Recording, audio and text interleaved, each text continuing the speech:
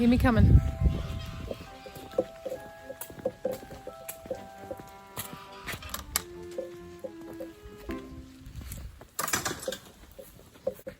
It's a beautiful rainy day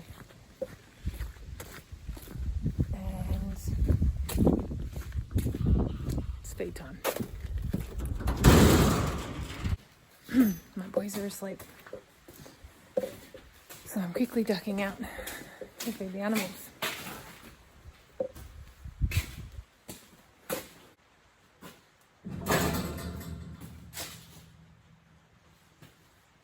Look what I caught.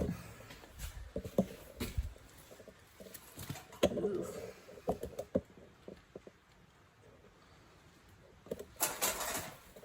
I've been setting traps and I've got that cage trap.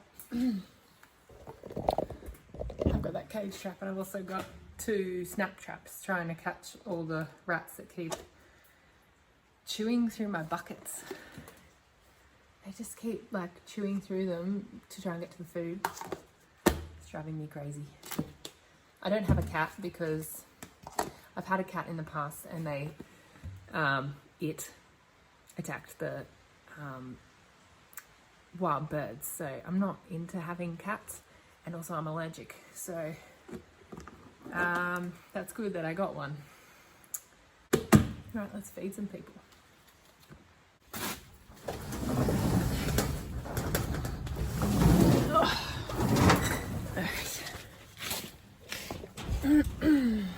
I've been soaking barley, oats and wheat for the pigs and the birds because it means I can feed both animals the same thing. Yesterday I forgot to soak it, so I just cooked it up on the fire just so it's easy to digest. That's the soaked one. If I leave it for like 2 days, if I leave it for 2 days, it starts to ferment, which is good for gut health. So I try to keep ahead of time and try and soak the grains earlier so that it can start to ferment. If I forget, I gotta cook it.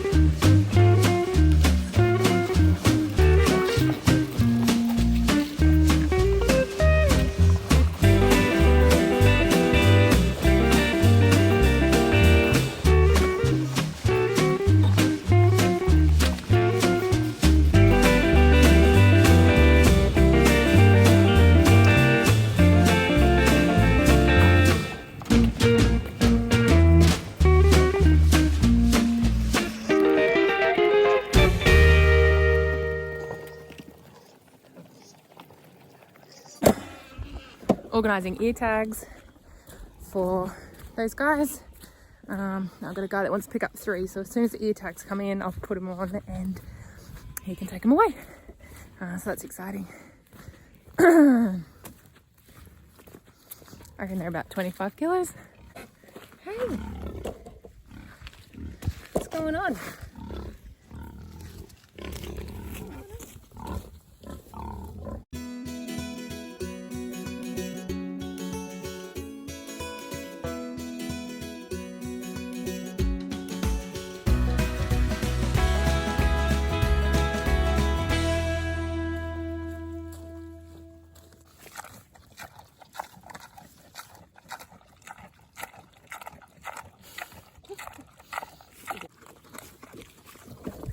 These guys have been here for probably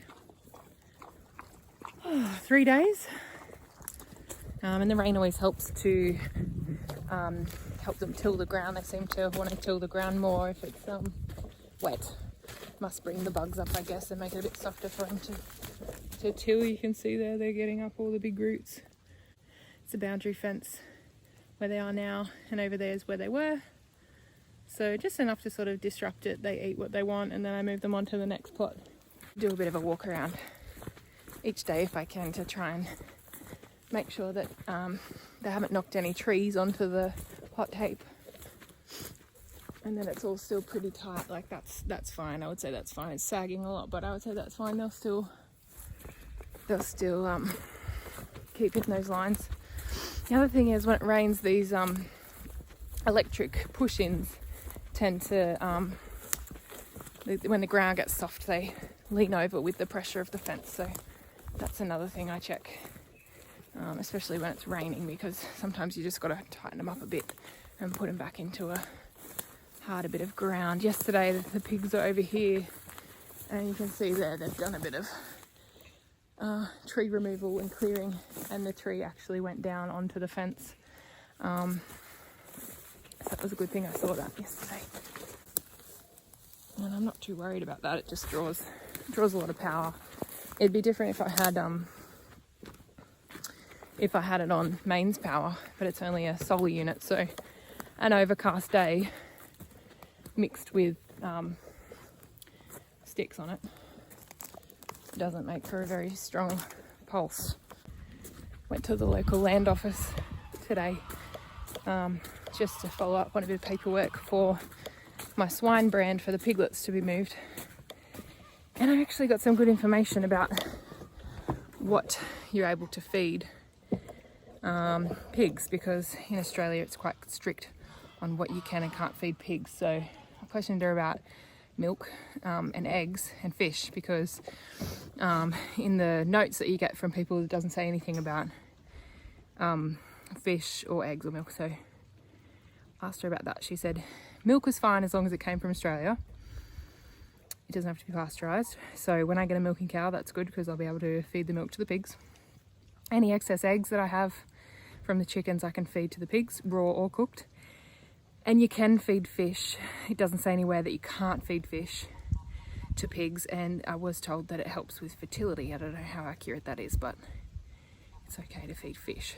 So I would sort of not go too crazy with fish, because I would say it'd have a fair bit of bacteria in it. But it's good to know.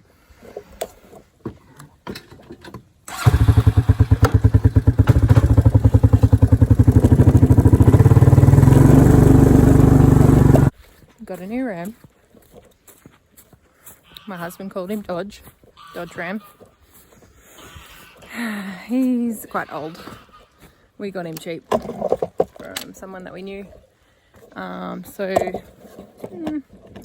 fingers crossed that he actually does something. He's also like, I don't know if it's a leg injury or maybe arthritis or something like that, which I've been treating with rose hip in his feed. So we'll see if that clears it up.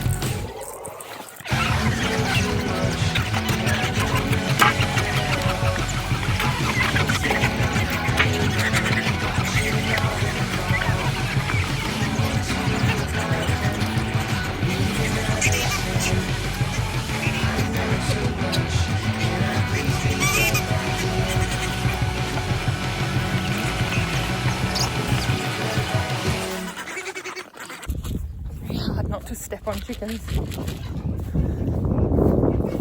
Come on. on, Ricky Bobby.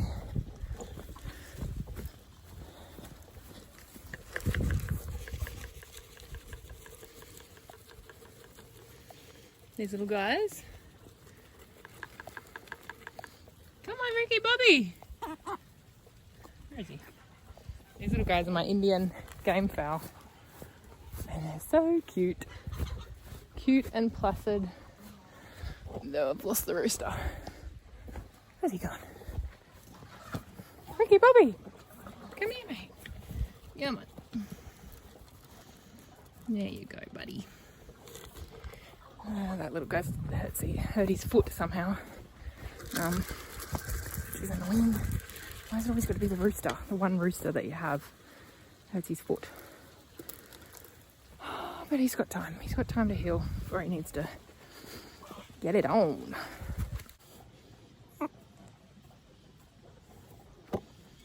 You're so cute, Ricky Bobby. You're so cute.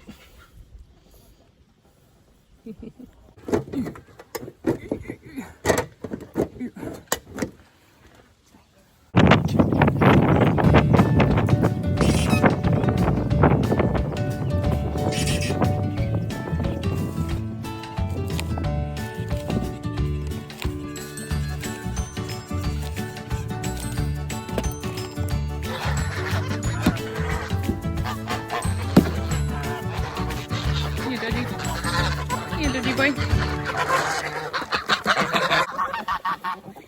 New garden bed going in. If you remember, that's where the pigs were. So we fenced that off with chicken mesh. Put the composted pig bedding from the breeding sow in there. Put chickens in there to scratch that around.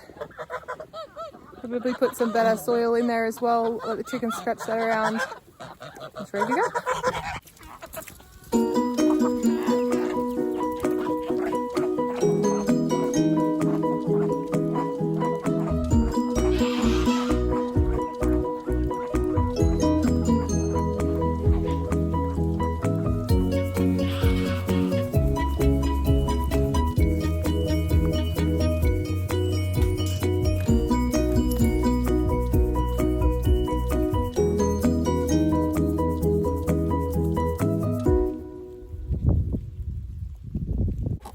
Moving the chickens today.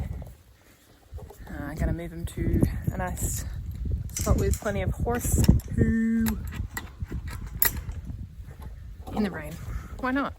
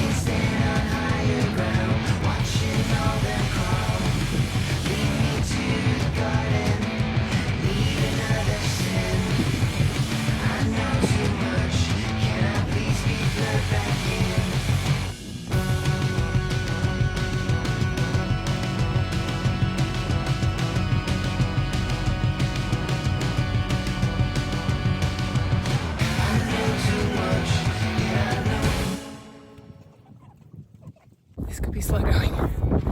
The wheels on my chicken shed aren't big enough, so this could take a while.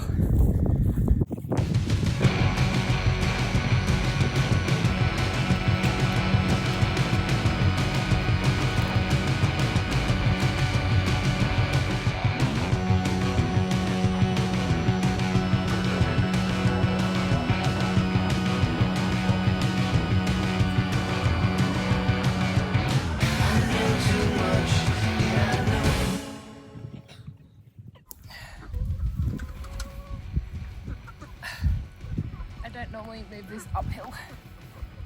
It usually goes downhill. And it's not usually on wet grass. And it's not usually full of chickens.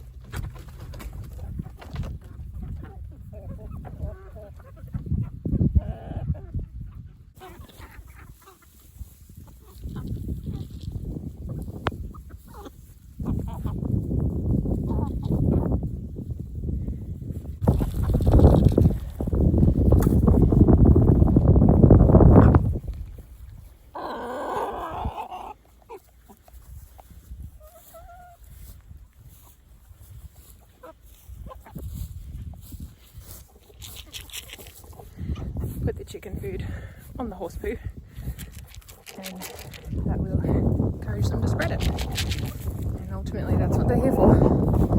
Give me eggs, spread the manure, create the topsoil, grow the grass.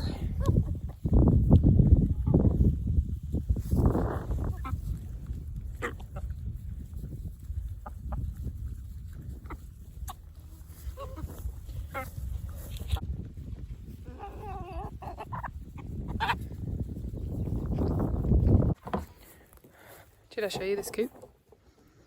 It's made out of pallets. Yes, I made it myself. It does the job. Pallet on the floor, pallet on the roof, supporting beams, a perch, lay boxes. Just need bigger wheels and maybe something to tow it with. But it does a good job.